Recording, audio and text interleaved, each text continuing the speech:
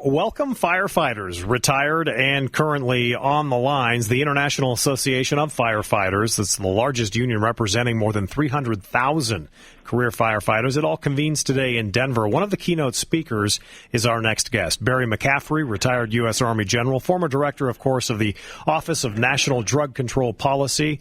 General, good morning. Thank you for your service, and welcome to Denver. Yeah, good to be with you. Thanks. How do you get connected with this? I don't think firefighters and you.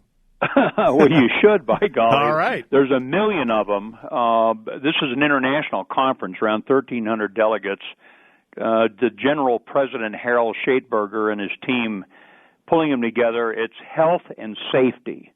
So what I'm going to speak about leadership, since these are huge organizations, but also talk about the trauma, the drug and alcohol abuse that affects first responders based on the extremely demanding and sometimes horrifying life. I mean, whether it's 9/11 with hundreds of firefighters killed or the recent tragic loss of 19 forest fires. So CRC Health Group, one of the companies I'm with, and they sponsored me to come to this conference, which I'm, of course, delighted to be part of. Also interesting, just making news in the past maybe 24 hours, is this story about how expensive this firefighting season has been, one of the most expensive ever, and we're almost out of money and resources. What do we do about that? Well, we got to, at the end of the day, you can't afford to not do police and fire. I mean, you simply have to do that, so we're going to have to divert resources from other programs.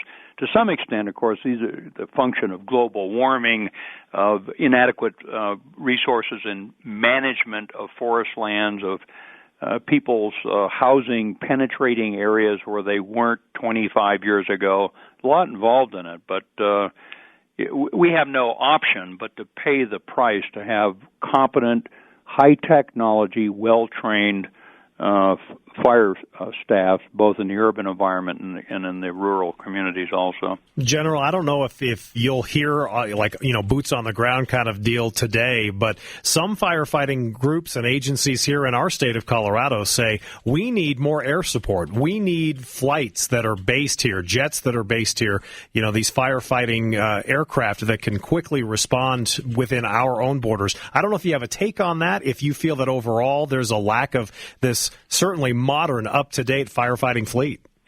Well, I don't think there's any question of it. And, sometimes you look at the amount of money we spend on the federal government and national security, and it's, simply stupendous. It's under $1 trillion in the Department of Defense. And then you look at other programs, whether it's border security, public health, the foreign service, diplomatic service, or firefighting, and say, look, that's another element of protecting the American people. I will say, though, at the end of the day, the most expensive thing you can possibly do is use a helicopter. I think prevention and management of those forest lands is probably going to pay the biggest price. Let's talk a little bit about drug use, since you are the former drug czar, and you mentioned it in the opening of this interview. I'm sure you've got an opinion on what our state has done in legalizing the recreational use of marijuana in the past year. Does making it legal and taxing it make the illegal drug trade go away, or is this a gateway drug, and this is just creating maybe more drug users? What do you think? Well, I live now also in the state of Washington, in Seattle. I think it was a huge policy error. I think the politicians got intimidated in general because there's probably 10-15% of these states that will vote marijuana legalization as the only issue they care about. Having said that, look, for 14 years we had adolescent drug use coming down. The last 4 years it's going up. Most of that was medical marijuana. If it's medicine, which is nonsense as a general statement, then how could it be harmful?